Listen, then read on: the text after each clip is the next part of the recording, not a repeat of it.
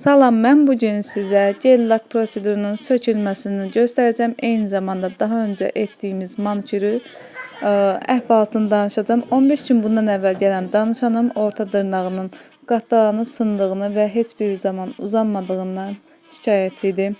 Biz ona və onun yanındakı hansı ki indi söktüyüm dırnağa qaynaq etmişdik. Qaynaqlarımız normalde çox sağlam qalır. Tipsi qaynaq etmişdim.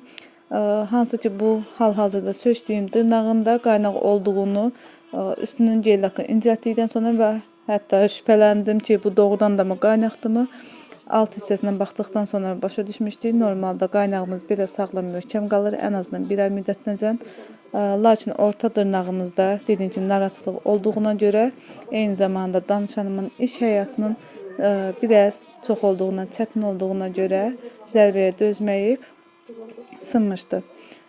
Və evdə adi lakdan hər iki orta dırnağını çəkmişdi ki fərq çox bilinməsin. Biz köhnə gel lakımızı təmizlədik hamısını.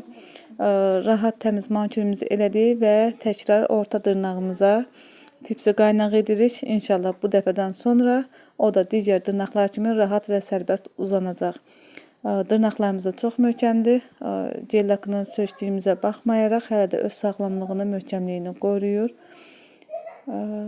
Qaynağımızı elədik. İnşallah növbəti dəfə gələndə rahat, uzun, sərbəst dırnaq olacaq və içəri sınma, qatdalanma, yeyilmə kimi problemlə qarşılaşmayacağıq.